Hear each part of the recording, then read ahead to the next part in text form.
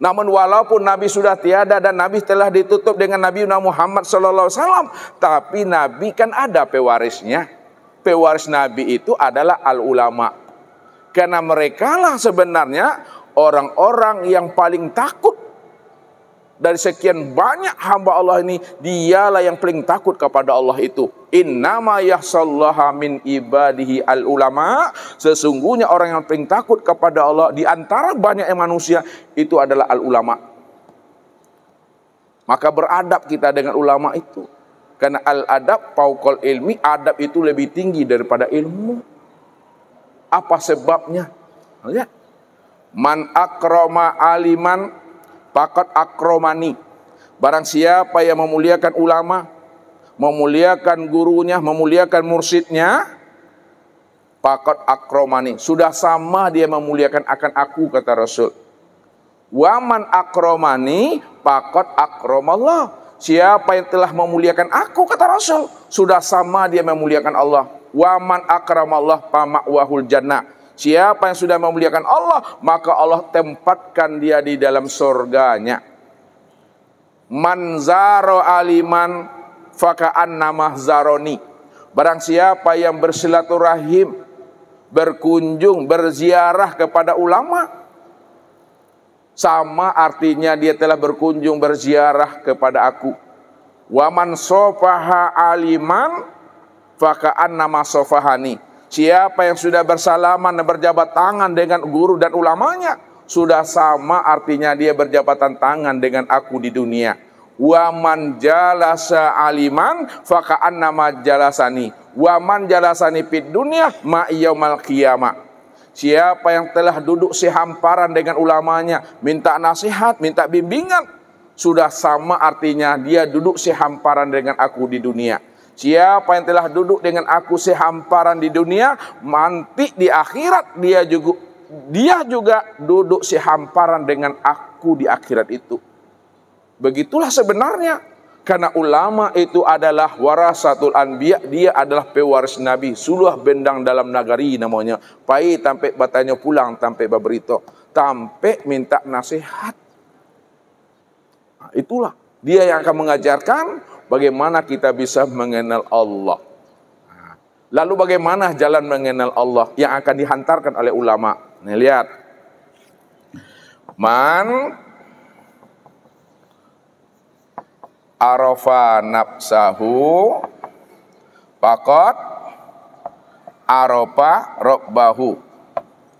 Man arafa nafsahu, barang siapa yang kenal dengan dirinya, faqad arafa rabbahu, pasti dia kenal akan Robnya. Sekarang Ustadz mau nanya, yang diri ibu yang mana yang sebenarnya? Mana yang diri ibu tuh? Bisa diwakilkan satu orang? Ah, silakan Bu. Hah? Alhamdulillah. Yang hidup itulah yang diri ibu. Ya. Ini apa namanya? Ini cangkangnya, ini kesingnya. Makanya diri itu, lihat-lihat, bisa antarkan. Diri ibu itu ada yang ori, ada yang KW. Diri kita ini ada yang ori, ada yang KW. Nah, lihat. Yang KW itu, inilah yang disebut namanya tubuh yang zohir. Yang KW itu diri yang zohir. Maksud diri yang zohir itu adalah diri jasmani. Nah, jasmani. Jasmani itu maksudnya baju jas yang terbuat daripada air mani. Baju jas tuh baju apa tuh? Baju dalam, baju luar tuh? Baju luar. Jas tuh baju luar. Inilah kulit, daging, urat, tulang, limpa, hati, jantung, rabu, empedu, buah punggung. Ini baju jas yang terbuat daripada air mani. Makanya Allah katakan bahwa tubuh jasmani yang terbuat daripada air mani ini dijelaskan Allah di dalam surat Al-Mu'minun ayat 12 sampai ayat 14. Al-Mu'minun 12 sampai 14. Apa kata Allah? Walaqad khalaqnal insana min sulalatin min tin summa ja'alnahu nutfatan fi qararin makin. Summa khalaqnan nutfatan 'alaqa fa khalaqnal 'alaqatan mudghah fa khalaqnal mudghatan izama fa kasawnal izama lahma. Summa ansa'nahu khalqan akhar fa tabarakallahu ahsanul khaliqin. Kita lihat satu. Ini yang jasmani dulu ibu-ibu ya. Yang KW-nya. Ya. Aku ciptakan dirimu yang KW ini, yang zuhir itu pertama berasal daripada sari pati tanah. Sari pati tanah, maksudnya apa yang kita makan, apa yang kita konsumsi, semuanya itu terbit dari unsur ardi, unsur bumi ini. Yang bervitamin, yang bergizi. Lalu sari pati itu yang berasal dari tanah berubah wujudnya menjadi namanya nutfah. Nutfah. Nutfah itu yang disebut namanya air mani. Maka air mani itu di dalam kajian tauhid disebut namanya ma'ul hayat. Ma'ul hayat. Ma'ul hayat itu air yang hidup. Ya, air yang hidup. Bukti air itu hidup dari nutfah menjadi dia alaqah. Apa alaqah? Segumpal darah. Itu bukti hidupnya tuh. Dari alaqah berubah wujudnya menjadi mudghah. Segumpal daging. Dari mudghah berubah wujudnya menjadi izoma. Izoma itu pembentukan tulang belulang. Dari izoma dibungkus kembali dengan lahma. Nah, lahma. Tulang belulang itu dibungkus lagi dengan daging. Ya. Jadi secara fisik, secara zahir sudah sempurnalah pembentukan fisik atau diri jasmani kita ini. Ya. Ini yang terbuat daripada air mani itu. Ini maunya Allah tuh. Ini kuasa Allah tuh ibu-ibu. Ya, kuasa Allah tuh. Kalau kita tidak yakin dengan kuasa Allah, apa kata Allah kepada kita ini? Nah, lihat kata Allah nih. Apa ra'aitum ma tumnuna a antum tuhlikunahu am nahnul khaliqun? Kenapa kamu tidak pikirkan, kata Allah, kamu kayak menjadikan air nutfah yang tertumpah di dalam rahim istrimu itu, kamukah yang menjadikan air itu menjadi manusia, atau aku kayak menjadikan air itu menjadi manusia? Kalau kita yang menjadikan air itu menjadi manusia, ibu-ibu, tak lamalah kita ini ingin mendapatkan momongan.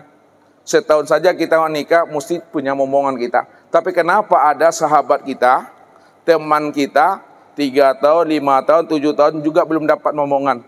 Itu bukan kehendak dia. Itu maunya Allah tuh. Hah? Makanya serahkan kepada Allah. Fa iza azamta fatawakal Allah fa huwa hasbuk. Kalau dah sempurna azammu, kamu sudah nikah, kamu sudah punya istri. Walaupun sudah tertumpah nutfah itu ke dalam rahim istrimu, mau jadi orang dia atau tidak, itu hak aku, kata Allah. Jadi jangan kita berburuk sangka kepada Allah. Makanya patuh sajalah kepada Tuhan, mengalir sajalah hidup ini. Ya, jangan banyak cincong, banyak ciminyak dengan Tuhan. Kalau bahasa ustaznya di Pekanbaru, jangan menyemenyi nyawa dengan Allah. Ha, menyemenyi bahasa canenya tuh. Lihat tuh menyemenyi. Ustaz payah pula menerjemahkannya itu. Banyak laku, banyak tingkah. Itu tuh. Banyak cincong. Apa bahasa caninya tuh, Bu? Banyak cincong tuh? Banyak ular. Tuh.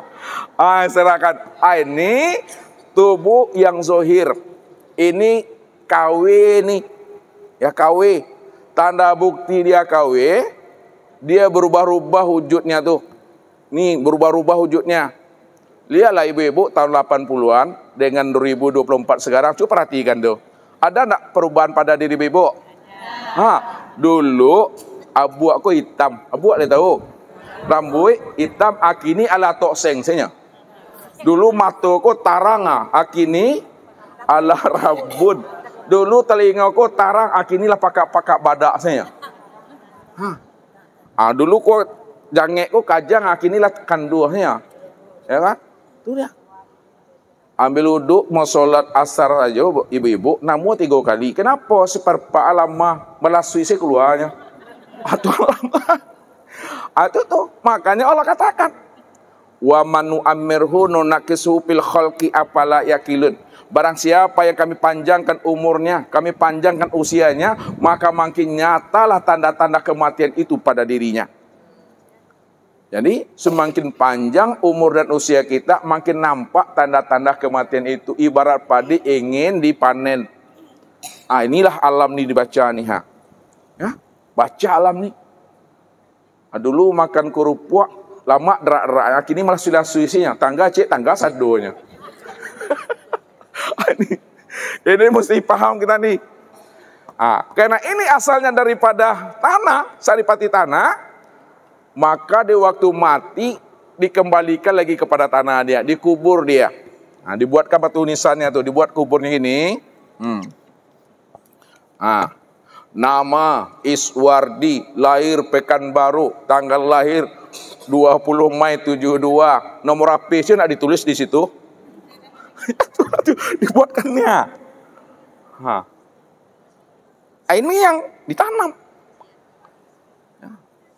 Ini yang disebut yang KW. Mana yang orinya? Walaupun ini KW, jangan tidak diperhatikan ibu-ibu. Ya, nak namu dawak sama wak boleh dah. Ya bom balsem juga badan tu atau bom bawang. Perhatikan tuh. Nih. Sekarang yang ori. Mana yang ori itu? Diri kita yang ori. Diri kita yang ori. Kata ibu kita tadi itu yang mana, Bu? Ulang lagi, yang mana ibu kita tadi nih? Diri kita yang ori yang mana tadi, Bu?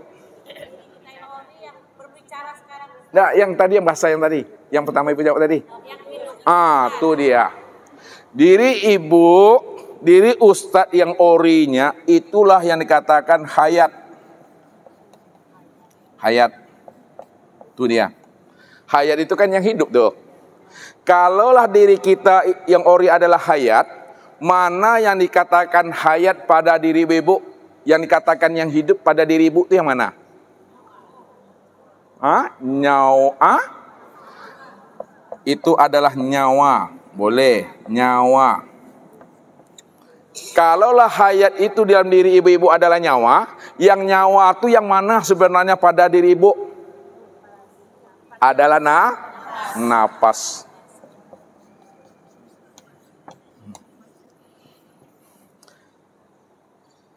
Siapa napas itu yang sebenarnya? Tuh dia ibu-ibu. Yang napas ini itulah yang ruh. Siapa ruh itu? Ruh ini yang disebut namanya rahasia Rahasia Allah itu. Kenapa ruh itu dikatakan rahasia Allah? Karena ruh itulah tempat memandang nyatanya sifat Allah. Sifat ma'ani. Nih. Ma'ani itu ada berapa? 7. 6, 7. Lihat. Sama, basar, kalam, ilmu, kodrat, irodat, dan itu dia. Ruh inilah yang dikatakan rahasia Allah itu. Wa idza sa'alaka ibadi wa yas'alunaka anir ruh qul ruh min amri rabbi wa ma utitu minal ilmi illa qalila.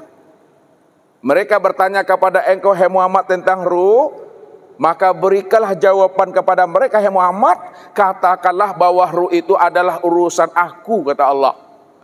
Wa ma utitum minal ilmi illa qalila. Tidaklah aku beri kamu pengetahuan tentang ruh melainkan sedikit saja. Sedikit itu maksudnya sedikit yang diberitahu, sedikit pula orang yang tahu. Mana yang sedikit yang diberitahu oleh Allah kepada kita sehingga kita tahu? Nah, lihat. Ini ruh. Yang sedikit tuh kita buat ini Ibu ya gambarnya nih ya. Ini kan diri yang apa tadi nih? Yang ini nih. Diri yang ori atau yang KW ini. KW ini kan. Yang KW ini kan. Kan terbuat dari ini, tubuh jasmani ini. Lihat yang sedikit tuh. Ketika ruh itu sudah ditiupkan ke dalam cangkangnya, fa iza sawaituhu wa nafakhtu fihi min ruhi. Apabila telah kusempurnakan kejadian hambaku, aku tiupkan ruh ke dalamnya. Pada saat ruh itu ditiupkan ke dalam tubuh ini, maka disebutlah namanya dengan nyawa. Tuh dia tuh, nyawa. Kapan dikatakan nyawa? Pada saat ruh itu meliputi sekalian batang tubuh dan memenuhi sekalian rongga tubuh, disebut namanya nyawa. Kapan dia disebut namanya dengan jiwa? Nih ruh tadi disebut namanya dengan jiwa. Dikatakan ruh itu jiwa pada saat dia memberi semangat spirit. Maka disebutlah namanya dengan napas. Kapan disebut namanya napas? Ketika dia keluar masuk melalui hidung, napas namanya. Disebutlah namanya dengan nafsu. Ketika dia itu berkeinginan. Kalaulah keinginannya itu condong kepada yang jahat, disebutlah namanya nafsu amarah. Kalau keinginannya itu kadang baik, kadang buruk, maka disebut namanya lawama. Kalau keinginannya itu stabil, baik saja, menjadi orang patuh saja, jinak hatinya kepada Allah, perintah Allah dikerjakannya, larang Allah dijauhinya, itu yang disebut namanya mutmainnah. Ketika dia punya kehendak, disebut namanya dengan kolbu. Ketika dia itu berpikir, disebut namanya dengan akal. Ketika dia yakin, disebut namanya dengan iman. Ketika dia mengenal Allah, disebut namanya arif billah. Ketika dia sudah punya usaha, disebut namanya dengan ikhtiar. Semuanya ini ibu, nyawa, jiwa, napas, nafsu, amarah, lawama, ikhtiar, arif billah, iman, akal, dan kolbu, itu hakikatnya adalah ruh yang sebenarnya. Maka ketika setelah sampai umurnya, pada saat itu yang mana yang dipanggil? Akal kah yang dipanggil? Nyawa kah yang dipanggil? Nafsu kah yang dipanggil? Atau yang mana yang dipanggil ibu? Ruh ini sebelum dimasukkan ruh namanya. Sebelum ditiup. Setelah ditiupkan, kan namanya macam nih. Mana yang dipanggil Tuhan tuh? Ada. Ya ayatuan nyawa. Yang dipanggil itu adalah jiwa. Ya ayatuhan nafsul mutmainnah. Jiwa yang mutmainnah. Jiwa yang mutmainnah itu jiwa yang sudah tenang, yang sudah bermanja-manja. Jiwa yang tenang bermanja-manja itu karena dia sudah mengenal Allah. Kalau dia tak mengenal Allah, tak ada bermanja-manjanya dengan Allah itu. Bahkan Allah itu ditalak 1000-nya. Ya, ditalak 1000 boleh tahu? Atau ini yang dipanggil jiwa yang mutmainnah, jiwa yang tenang. Irji'i ila rabbiki radiyatan mardiyah fadkhuli fi ibadi wadkhuli jannati. Inilah yang sebenarnya yang diri ibu-ibu tuh, yang ruhnya. Kenalilah itu. Ruh itulah yang mendapat hidayah, ruh itu yang mendapat petunjuk, ruh itulah yang bersaksi kepada Allah, ruh itu yang berbaiat kepada Allah. Ini yang mesti dikenali.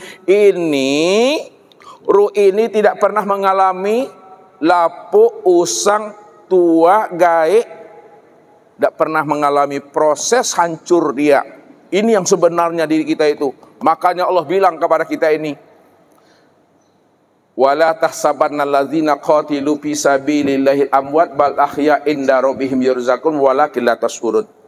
Jangan kamu kira ayah, ibumu, udamu, suamimu, anak cucu menantumu yang telah lebih dahulu dia meninggalkan dirimu, jangan dibilang mereka itu mati. Bal ahya, mereka itu hidup.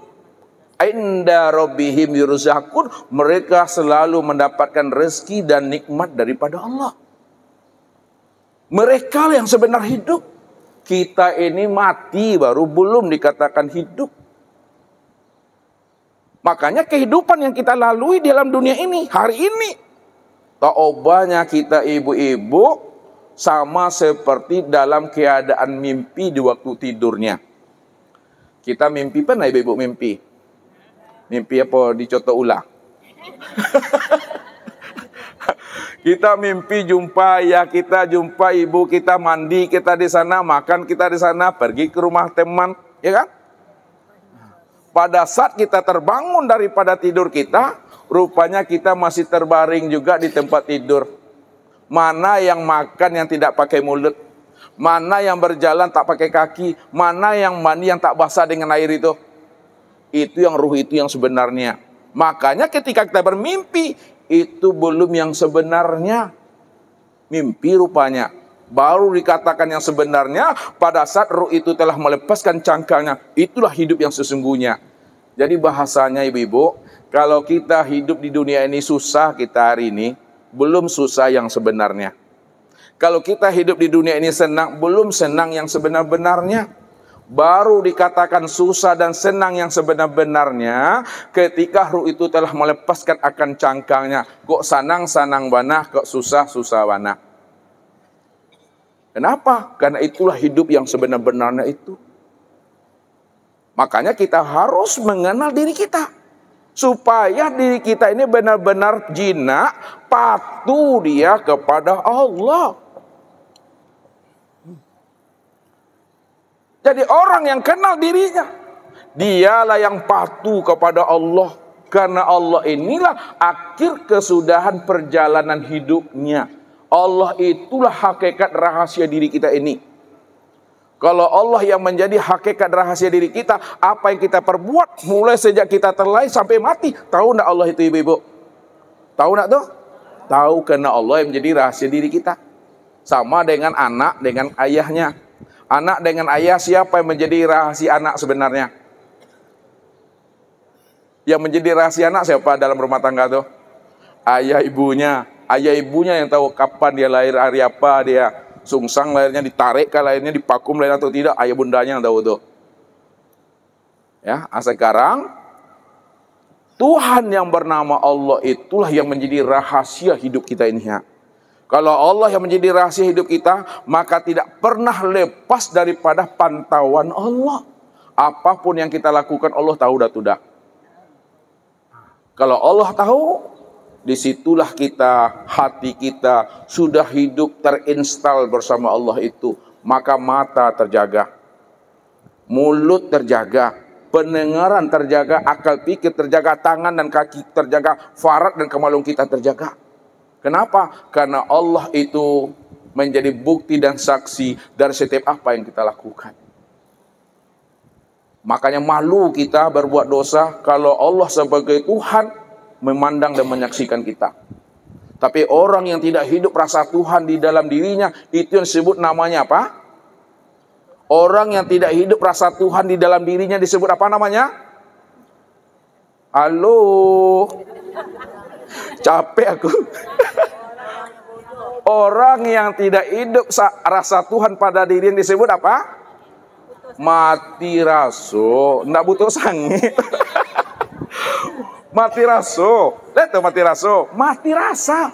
Masa tak mampu merasakan hadirnya Allah pada diri? Padahal Allah yang menjadi saksi pada diri kita ini. Wa kafa billahi syahida. Sadari itu kata Allah, aku menjadi saksi bagi dirimu. Kalau Allah menjadi saksi dan bukti bagi diri kita, apa kata Allah? Wa huwa ma'akum aina ma kuntum. Dimanapun kamu berada, duduk, berdiri, diam, tidur, aku hadir menjadi saksi buat dirimu. Apakah hatimu hadir kepada aku atau tidak? Aku tahu itu kata Allah. Ya, karena Allah itu sudah terlampau sayang mencintai kita. Kalau Allah sudah terlampau sayang mencintai ibu-ibu, disitulah letaknya Allah itu pencemburu sange. Ya, Siapa yang berselingkuh dari Allah, Allah tarik ruhaninya. Buktinya Allah itu pencemburu, ibu-ibu. Apa kata Allah? Ma ja'alallahu lirajulin min qalbaini fi jawfihi. Aku sekali-kali tidak pernah menciptakan ada dua hati di dalam rongga dadamu. Siapapunlah dia, tetap aku ciptakan satu hati saja. Supaya satu hati yang ada dalam dadanya benar-benar 100% diserahkannya kepada aku. Apabila hati kita yang satu ini kita isi dengan dunia nafsu, maka Allah tidak akan pernah mengambil bahagian di dalam hati kita ini, karena hati kita dah dipenuhi oleh dunia dan nafsu. Tapi siapa yang hatinya hanya diisi dengan bermanja-manja dengan Allah, hatinya diisi dengan rindu dan bercinta-cinta dengan Allah, maka dunia tidak akan pernah mengambil bahagian di dalam hati ibu, karena hati ibu sudah dipenuhi sifat rindu dan bermahabbah kepada Allah itu. Itu rahasianya. Makanya kalau ada di antara kita ingin menjadi kekasih Allah itu wajar tuh, itu biasa tuh, karena Allah tuh Rabb kita. Tapi kalau Allah ingin mencari ibu-ibu untuk dijadikannya sebagai kekasihnya, itu sangat luar biasa. Kalau pisau ya masuk ke dalam sarung biasa tuh, pisau mencari sarung biasa tuh. Tapi kalau sarung mencari pisau, itu luar biasa. Kalau kita sebagai hamba ingin menjadi kekasih Allah tuh biasa tuh. Tapi kalau Allah memilih kita, mencari kita untuk dijadikannya sebagai kekasihnya, itu sangat luar biasa. Disitulah letaknya. Makanya kalau kita ingin dipilih oleh Allah sebagai kekasihnya, maka rayu Tuhan tuh, curhat dengan Allah itu, patuh kita kepadanya. Siapa yang patuh kepadanya, Allah pasti akan mengangkat dirinya untuk dijadikan sebagai kekasihnya. Kalau kita sudah menjadi kekasih Allah, aman kita ibu-ibu. Makanya jangan ingin menjadi wali Allah. Cukuplah Allah menjadi wali bagi kita, selamatlah kita itu. Innal muttaqina fi maqamin amin. Sesungguhnya orang yang takwa itu, itulah orang yang berada pada makom yang aman. Makom yang aman, makom yang selamat. Makom yang selamat adalah makom yang sudah bermanja-manja dengan Allah, sehingga dia sudah berada dalam dekapan kandungan Rahman dan Rahimnya Allah itu. Mungkin itu saja ibu-ibu, ya jemaah Majelis Taklim Masjid Taqwa Kota Cane yang dirahmati oleh Allah. Dah capek aku. Kalau ada yang mau bertanya, silakan. Ustaz duduk dulu. Silakan kalau ada yang mau tanya. Assalamualaikum warahmatullahi wabarakatuh. Waalaikumsalam. Saya ingin bertanya Pak Ustaz. Ini berkait dengan yang Pak Ustaz berikan tadi. Secara ringkasnya Pak Ustaz, simpelnya maksudnya Pak Ustaz, apa yang harus kami lakukan agar kami bisa kembali kepada Allah itu, hidup bersama Allah itu dengan bermanja-manja Pak Ustaz?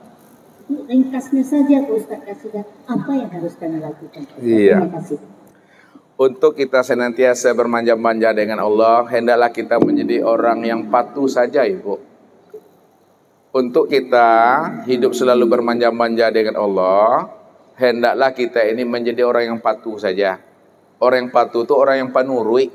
Orang yang penurut itu dia tidak pernah sangka dan suuzon kepada Allah. Bagaimanapun hidupnya yang dia lalui di alam dunia ini, ketika dia mampu memandang Allah, disitulah dia pandai bersyukur kepada Allah. Kalau ada musibah yang Allah titipkan kepada dirinya, dia sabar di situ. Kenapa? Musibah yang Allah titipkan kepada kita itu untuk mengangkat derajat dan makom kita dan untuk menggugurkan dosa-dosa dan kesalahan kita. Jadi maksudnya, siapa di antara kita ini yang tak mampu mengambil hikmah dan iktibar dari setiap ujian yang Allah titipkan kepada kita, maka jangan kita berburuk sangka dan suuzon kepada Allah. Ya, Allah bilang begini, wa asa antakrahu syai'an wa huwa khairul lakum. Sesuatu yang kamu anggap tak baik bagi dirimu, padahal itu menurut Allah baik bagi kita. Wa asa antuhibu syai'an wa huwa syarrul lakum. Sesuatu yang baik dalam pandangan kita, padahal itu jelek bagi dirimu. Wallahu ya'lamu wa antum la ta'lamun. Aku ini Allah, aku ini maha tahu, kamu adalah hambaku. Kalau kamu adalah hambaku, jangan kamu sok tahu daripada aku. Maksudnya, jangan kita lebih tua sehari daripada Allah. Makanya, tetap kita berbaik sangka kepada Allah. Nah, cara memandangnya begini, supaya hidup bermahabbah tuh. Kadangkala, ibu-ibu, kadangkala Allah bungkus namanya surga itu dengan musibah-musibah dan ujian-ujian. Ketika kita mampu menjalani musibah dan ujian itu dengan jalan sabar dan tawakal serta ikhlas dan istiqomah kepada Allah, ketika terbuka bungkus ujian tadi, rupanya di dalam bungkusnya itu surga rupanya. Di dalam ujian itu surga rupanya. Dan ada juga kadangkala Allah bungkus neraka itu dengan kesuksesan dan kejayaan. Pada saat kita lupa memandang Allahnya, tak pandai kita bersyukur karena kita semuanya, pada saat dibuka bungkus kesuksesan dan kejayaan itu, rupanya di dalam sukses itu neraka sebenar-benarnya. Begitulah cerita Allah itu, ya. Sehingga kita itu tetap berhusnuzon kepada Allah, ya. Apa kata Allah? Nah, supaya hati kita itu tidak selalu sedih berkeluh kesah dengan Allah. Malam yasbir bil bala'i walam yarda bi qada'i falyakhrut tahta sama'i wal yatlub rabban siwaya. Barang siapa yang tidak sabar dengan ujian yang aku titipkan, siapa yang tidak ridho dengan ketentuan yang telah aku tentukan kepada dirinya, falyakhrut tahta sama'i, keluar kamu dari kolong langit dan bumi ini, carilah Tuhan lain lagi selain daripada aku. Kalau Allah mengusir kita dari muka bumi ini, kemana kita mau pergi lagi, ibu? Ya, adakah bumi yang lain selain punya Allah? Tidak ada. Kalau kita diusir sama ayah ibu kita, bisa kita pergi tempat kakak kita, adik kita, teman kita. Tapi kalau Allah yang mengusir kita dari kolong langit ini, kemana mau pergi lagi?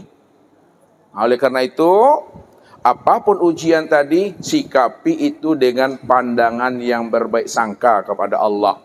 Sebab Nabi katakan begini, Iza ahabballahu qaumin ibtalahum. Apabila Allah ingin memilih kekasihnya untuk dijadikan sebagai walinya, pastilah kekasihnya itu selalu diuji oleh Allah dengan ujian-ujian. Rupanya ujian itu Allah ingin mengangkat derajat kita supaya kita bisa menjadi kekasihnya. Ya ibu-ibu ya, begitu muncul mahabbahnya. Jadi jangan ada sangka seuzon ya. Ini udah berzikir selalu, duha jalan, tahajud jalan, puasa Senin Kamis jalan, tapi utang tak jus sunsat saya kira. Iya, utang tetapnya bertambah taruh. Nah, jangan itu. Jangan itu ya. Beriman kepada Allah itu, jangan kita bernegosiasi untuk ingin menjadikan Tuhan sebagai budak nafsu kita. Ada orang bertuhan kepada Allah, ibu-ibu. Dia bertuhan kepada Allah supaya Allah itu nurut pada dirinya. Kalau Allah mesti nurut kepada dirinya, maunya kita mesti dikabulkan Allah. Kalau tidak, diancamnya Allah tuh. Ditunjuk-tunjuk kidahnya Tuhan tuh. Kiri, kidah tuh kiri. Ya, tak mau lagi berzikir, tak mau lagi berdoa, tak mau beribadah lagi. Kenapa? Karena dia bertuhan kepada Allah itu hanya untuk menjadikan Allah sebagai budak hawa nafsunya. Kalau Allah menjadi budak kita, siapa yang menjadi Tuhan, siapa yang jadi hamba lagi kita? Pantas tidak Allah menjadi budak kita? Kan tidak. Kalau tidak pantas, patuh sajalah kepada Allah. Ya, hidup tenang selaku sakit berubek nyawa, lapar makan nawi minum panek istirahat kan tua bawa lalu. Tapi jangan kini tidur, kami talkinkan sama-sama nanti. Udah begitu ya Bu ya. Ada lagi? Ya. Bagaimana caranya Ustadz? Sementara kita ini kan sudah mengenal diri kita. Biar anak-anak kita, saudara kita, biar bisa dia pun mengenal diri seperti itu Ustadz. Kadang-kadang anak kita nggak mau sholat, kadang-kadang masih bandel, tahap pekerjaannya mau kita ke jalan lurus semua Ustadz. Amin. Tapi belum bisa, bagaimana biar bisa cepat Ustadz? Terkabul doanya Ustadz. ada trik-trik dari Ustaz. Ya. Assalamualaikum warahmatullahi wabarakatuh. Baik Ibu ya, lihat nih tugas kita ini, lihat tugas kita dengan tugas para nabi dan rasul bukanlah memberi hidayah dan petunjuk, akan tetapi tugas kita menyampaikan hidayah dan petunjuk. Apa kata Allah? Innakum lan tahdi man ahbabta walakinnallah yahdi man yasha. Sesungguhnya kamu tidak punya hak untuk memberi hidayah dan petunjuk kepada orang yang kamu cintai, kepada orang yang kamu kasihi, suamimu, anak, cucu, menantumu, karena kamu bukan Tuhannya. Yang bisa memberi hidayah dan petunjuk itu adalah aku, kata Allah. Akulah Tuhan daripada suami, anak, cucu, dan menantu. Innahu azizun hakim, karena aku ini maha perkasa dan maha bijaksana. Lihatlah Nabi dan Rasul. Nabi Adam, Nabi itu kan, tak bisa dia memberi hidayah dan petunjuk kepada anaknya yang bernama si Qabil. Karena si Qabil membunuh siapa? Lihat lagi Nabi Nuh, tak bisa memberi hidayah petunjuk kepada anak dan istrinya, maka anak dan istrinya dihantam oleh banjir bandang. Lihat lagi Nabi Lut, tak bisa memberi hidayah kepada anak dan kaumnya, karena kaumnya itu homo dan lesbi. Diturunkan Allah hujan meteor, bukan hujan air. Lihat lagi namanya Ibrahim Khalilullah, tak bisa memberi petunjuk kepada ayahnya bernama Azar. Lihat lagi namanya Rasulullah, tak bisa memberi petunjuk kepada pamannya. Apatah lagi kita. Berarti tugas Nabi dan Rasul sama seperti tugas kita, sama persis seperti tugas Nabi dan Rasul. Apa kata Nabi? Asyaikhu fi ahlihi kan nabi fil ummati. Peranan suami istri, peranan ayah bunda di dalam rumah tangganya, membimbing dan menuntun anaknya kepada jalan kebaikan. Nah, ini jalan surga. Kalau kamu ingin masuk surga, tempuh jalan ini. Nah, ini jalan neraka. Kalau kamu tak mau masuk ke neraka, jangan ditempuh jalan neraka.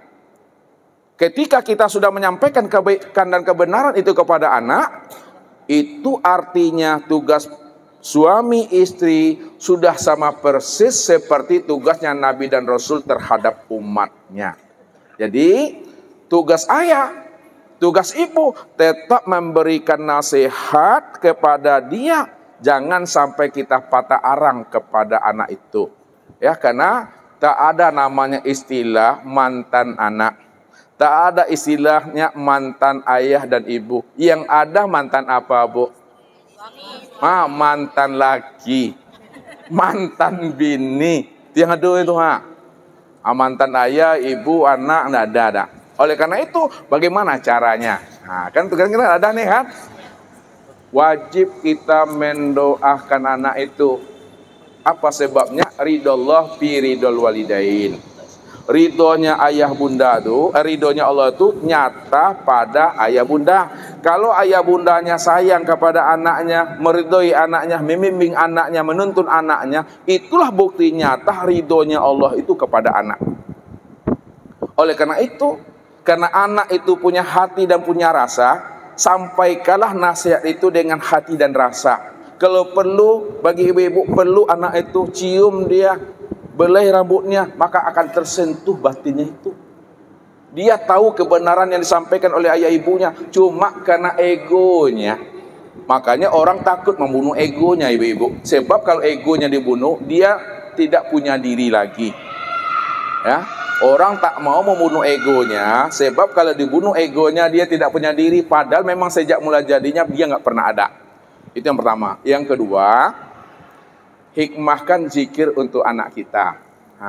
Hikmahkan zikir. Ini hikmahkan zikir begini, ya. Kalau anak kita tuh bahasanya agak degil dikit, payah berzikir, payah sholat. Ketika kita sholat tahajud, ya, sholat malam, kita hikmahkan zikir. Caranya biar cepat. Caranya ganti casing aja. Ganti casing Mas Ustadz. Ketika ibu menzikirkan anak, jadikan diri ibu ini hakikatnya adalah diri anak itu. Maka walaupun zahirnya ibu berzikir, hakikat anak itu yang berzikir yang sebenar-benarnya. Setelah itu wiridkanlah, ya, dengan cara ya hayyu ya qayyum, ya hayyu ya qayyum sampai 1000. Kalau dah 1000, tutup dengan birahmatika astaghis. Dengan rahmatmu ya Allah, beri aku pertolongan. Setelah itu minta kepada Allah, ya Allah, Engkau yang menggenggam rahasia diri anakku ya Allah, berilah Yahya petunjuk ya Allah. Setelah itu usapkan ini, insyaallah